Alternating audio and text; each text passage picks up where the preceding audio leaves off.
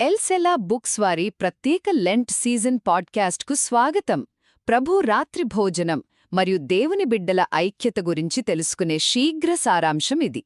పవిత్ర ప్రసాదమనేది మనందరినీ ఆధ్యాత్మికంగా ఏకం చేయడానికి ఉద్దేశించిన ఒక అద్భుతమైన అవకాశం.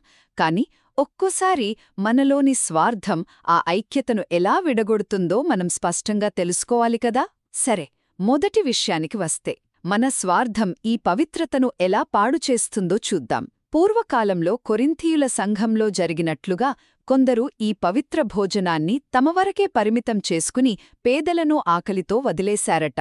అందరూ కలిసి ఆనందించాల్సిన ఒక పెద్ద కుటుంబ విందును తలుపులు మూసుకుని తినే స్వార్థపూరిత బఫేలా మార్చడం ఎంతవరకు కరెక్ట్ చెప్పండి? ఆ బల్లవద్ద గ్రూపులకు, గొడవలకు అస్సలు చోటేలేదు.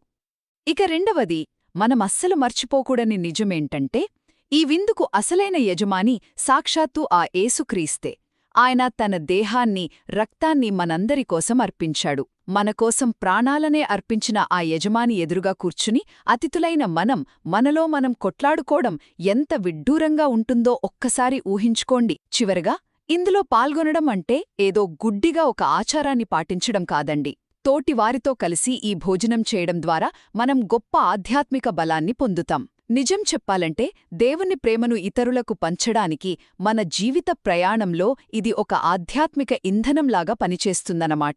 ఒక్క మాటలో చెప్పాలంటే, ప్రభు రాత్రి భోజనం అనేది మనమంతా ఒక్కటే అని గుర్తుచేస్తూ, లోకానికి దేవుని ప్రేమను సాక్ష్యంగా పంచడానికి మనకు బలాన్నిచ్చే ఒక పవిత్రమైన బంధం. మా ఈ పాడ్కాస్ట్ విన్నందుకు ధన్యవాదాలు. మరిన్నిటి కోసం ఇలాగే వింటూనే ఉండండి.